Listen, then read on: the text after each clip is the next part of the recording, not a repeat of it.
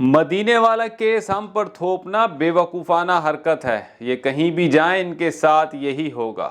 Chairman Tehreek Insaf Imran Khan کا کہنا ہے کہ اس سے بے وقوفانہ کیس کیا ہو سکتا ہے کہ مدینے میں کوئی حرکت ہوتی ہے اور اگلے دن ان کی مہم چل جاتی ہے کہ یہ سب ہم نے کروایا۔ چیلنج کرتا ہوں یہ عوام میں کہیں بھی جائیں ان کے ساتھ یہی ہوگا۔ اسلام آباد میں پریس کانفرنس کرتے ہوئے چیئرمین تحریک انصاف عمران خان کا کہنا تھا کہ امریکہ تک میں لوگ ان کے خلاف باہر نکلے ہوئے ہیں، انہیں اندازہ نہیں کہ عوام ان پر کس قدر غصہ ہے۔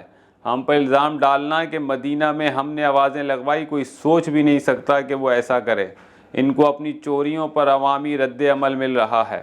عمران خان کا کہنا تھا کہ شیخ رشید کے بھتیجے کو ایئرپورٹ سے گرفتار کر کے جیل میں ڈالنے سے زیادہ شرمناک بات کیا ہو سکتی ہے، لیکن یہ اسی طرح کے لوگ ہیں۔ چیئرمین تحریک انصاف نے کہا کہ شریف خاندان نے حکومت میں آتے ہی اپنے کرپشن کیسز ختم کرنے پر کام شروع کر دیا ہے۔ کیسز کے انویسٹیگیشن آفیسرز کے ٹرانسفر کر دیے گئے، پروسیکیوٹرز کو عدالت جانے سے روک دیا، ریکارڈ اپنے قبضے میں لے لیا۔ یہ 16 ارب روپے کے ریکارڈ غائب ہو جائیں گے، جیسے ان کے دور میں LDA کے ریکارڈ جل جاتے تھے۔